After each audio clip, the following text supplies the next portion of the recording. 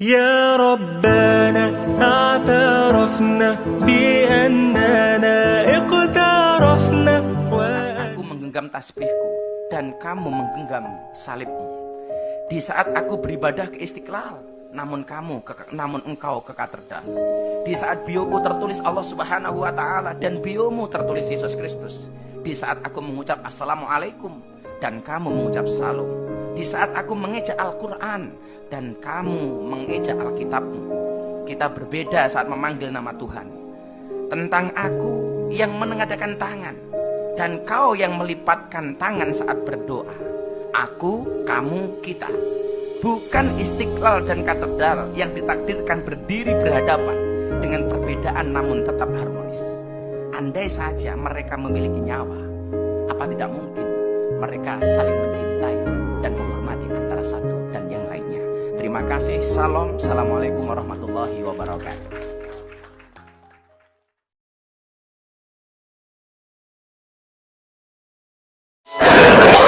Haram hukumnya masuk ke rumah ibadah orang lain.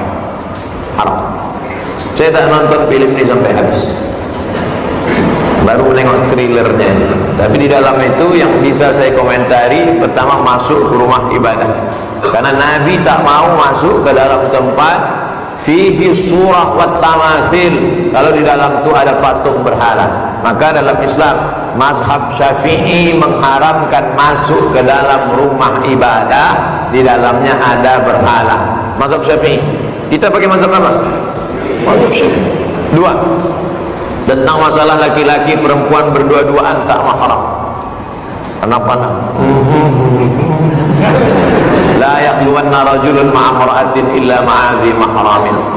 Oleh sebab itu maka kita jaga anak cucu kita dari perbuatan-perbuatan maksiat, bahwa ada misi-misi sesuatu di balik ini semua. Wallahu a'lam bishawab. Kita akan diminta tanggung jawab di hadapan Allah Subhanahu wa taala. Islam tak perlu diajari bagaimana berinteraksi sosial dengan saudara kita non muslim, karena kita sudah lama bertetangga, apalagi orang Tanjung Pinang. Seandainya orang Tanjung Pinang ini ekstrim, takkan ada orang Tionghoa di Tanjung Pinang. Betul? Kita semuanya bisa menerima, siapapun yang datang semua bertetangga, berkawan, bersahabat. Tapi kalau sudah dalam masalah ibadah, ritual, tak ada tawar menawar. Wala ana abidu ma'abatum wala antum abiduna ma'abud lakum dinukum. Ini sekarang banyak yang tak bisa membedakan, kebablasan, tak bisa membedakan mana toleransi, mana telurasin. Harus bisa dibedakan. Jangan karena toleransi mengorbankan keyakinan akidah anak-anak kita. Yang mengatakan gereja, pura, candi, kuburan, bahkan diskotik tak akan mengubah akidah kita selama iman kita kuat. Ini kata siapa? Kata manusia. Saya ikut kata Nabi Muhammad sallallahu alaihi wasallam. Yang diikut ini manusia biasa apa Nabi? Nabi. Nabi tidak mau masuk ke tempat kalau ada berhala. Nabi tak mau masuk rumah kalau ada berhala di situ. Nabi tak mau masuk. Apakah berubah iman Nabi kalau masuk ke dalam? Saya tanya sekali lagi, Nabi tak mau masuk ke dalam rumah, ke dalam tempat, kepala gedung apapun kalau ada berhala. Apakah iman Nabi akan berubah kalau masuk ke dalam? Tidak. Kenapa dia tak mau masuk? Kita ikut sunnah Nabi apa ikut sunnah orang? Sunnah Nabi. Saya ikut Nabi. Kalau ada di antara ibu yang mau ikut orang, silakan. Saya ikut Nabi Muhammad SAW. Marah Ustaz? Enggak, memang gitu setelannya. Turunlah kemudian ayat, ya, Quran surah kedua ayat 208 itu. Ya ayyuhalladzina amanu dukhulu fis-silmi kaffah. Hei orang-orang yang telah menyatakan dirinya beriman, kalau sudah muslim ikuti ketentuan Islam secara menyeluruh. Jangan setengah-setengah. Salatnya sesuai Nabi tapi lisannya enggak sesuai Nabi, gitu kan? Pandangan matanya enggak sesuai Nabi atau masih ikut-ikutan kepada yang lain. Termasuk maaf misalnya Nabi dulu, Nabi Muhammad, itu yang tadi Quran surah 17 ayat 73 sampai 75 itu. Kan saya belum tuntas tadi nerangkan itu. Malam-malam datang proposal mengajukan beliau untuk ikut-ikut nyembah kan. Itu ketika turun Al-Kafirun pada pulang, tapi nggak putus asa Pak. Besoknya ngajak lagi. Ketika Nabi subuh-subuh ke Hajar Aswad, ya, ke Ka'bah. Itu datang salah satunya mengatakan, Muhammad, gini, gak usah nyembah deh. Yang kayak tadi malam, hormati aja. Minimal kita saling penghormatan lah. Kamu pegang aja lah ini. Kan dulu di sekitaran kamu masih ada tuh ya, patung-patung gitu. Kamu pegang aja, nggak usah disembah, nggak usah. Cuman pegang aja begini untuk menghormati kita. Itu hampir-hampir terjadi pergolakan dalam jiwa Nabi. Ya, Nabi sampai mengatakan, ini kan saya cuman megang aja. Kan?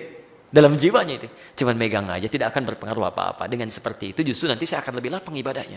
Tiba-tiba ketika lintasan itu ada dalam pikiran, kemudian sebelum itu terjadi, nah ini sifat maksum. Maksum itu dijaga dari berbuat salah.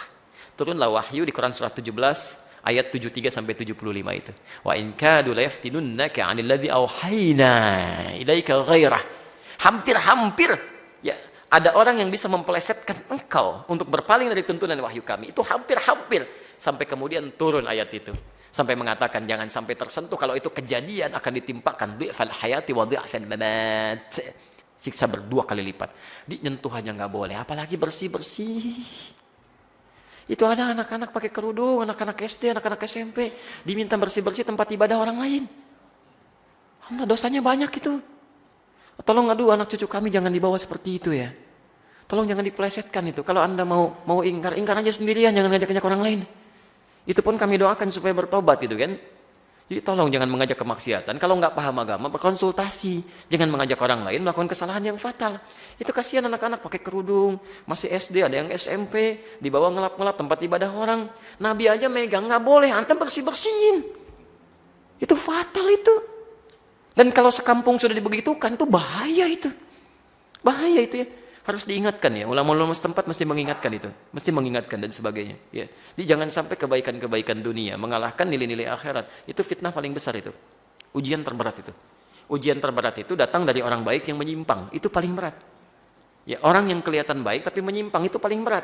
Sehingga ketika akan diluruskan ya sudah pada ngasih duluan. Ya kan sudah dibiayain, sudah dibeasiswain, jadi sulit nolaknya. Itu yang berbahaya itu. Allahu Akbar, itu masih biasa Pak, apalagi Dajjal yang turun. Dajjal yang turun. Dajjal itu Allahu Akbar ya, nunjuk ke langit hujan, turun hujan. Nunjuk ke tanaman mati dia tuh. Jadi kalau yang kecil aja belum kuat, apalagi yang besar-besar. Yang kecil-kecil tuh baru handphone, ini uang. Itu baru yang kecil-kecil. Udah 10.000 orang, apalagi Dajjal beneran yang turun. Jadi kalau yang kecil aja Anda belum bisa menjaga kekuatan iman, apalagi padang dahsyatnya itu.